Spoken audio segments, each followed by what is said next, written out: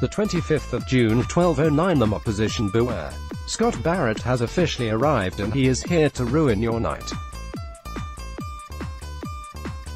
The All Blacks' June Test series against France has served as a coming-out party of sorts for the biggest Barrett brother.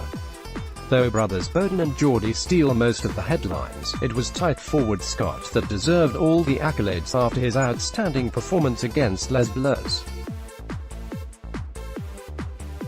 With 68 Test stalwart and resident second-row superstar Brodie Ratliff missing the series with a pectoral injury, Barrett had some huge boots to fill.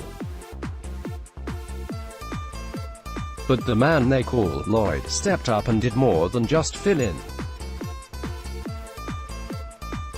A key cog in a Crusaders pack littered with All Blacks, he grabbed his opportunity to start in the black jersey with both hands and never looked back.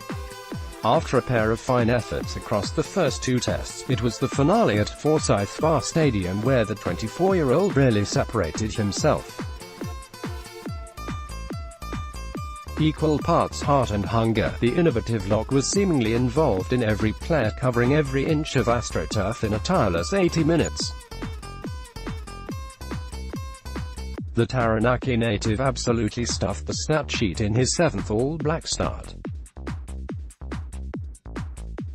He made 19 tackles with just 1 miss, and won 3 turnovers, bringing his series total to an impressive 32 tackles, which he converted at a rate of 94%.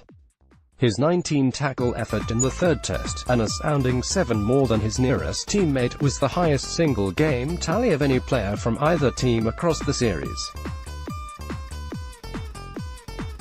His impact on the series was undeniable.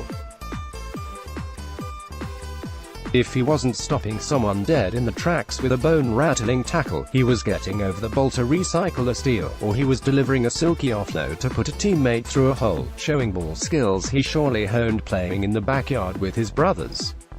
After starting the third test with an early error, an errant pass that sent Damian McKenzie scrambling backwards, Barrett quickly shifted gear and made 4 tackles inside the first minute of play. When the All Blacks kicked off after conceding an early try, Barrett was there to snuff out any momentum by dragging Teddy Thomas down and into touch. Some of his best work in the third test was done in contact. Early in the second spell, Barrett showed off a clean pair of heels and some soft hands in chasing down a Damian McKenzie chip before deftly offloading in a tackle to Ben Smith. He was then straight back to his feet as an inside support option for Matt Todd a phase later. When Todd couldn't find him, he cleared the ruck by himself to allow for quick ball.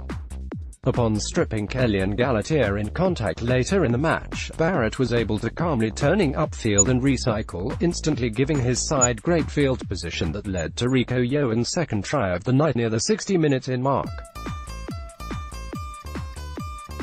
He ripped Felix Lambie 10 minutes later to spark another All Blacks surge. He rounded out his performance with some impeccable work at the line-out. He delivered quick and clean ball when called upon, and spent the rest of his night disrupting the French line-out, grabbing a crucial steal inside his own 22 with such ease that it looked like the ball was intended for him in the first place. Barrett's collective efforts against France put his wide-ranging ability and well-rounded skill set on full display, proving himself equally effective on both sides of the ball and displaying a thirst for work that is tough to match. Performances like this, dubbed by coach Steve Hansen as his best in the jersey, will make the dynamic forward tough to ignore for both selectors and opponents moving forward. Scott Barrett has arrived, and he's here to stay. In other news, watch every match of the June and November internationals streaming live on Rugby Pass, home of the world's best global rugby coverage including news, highlights, previews,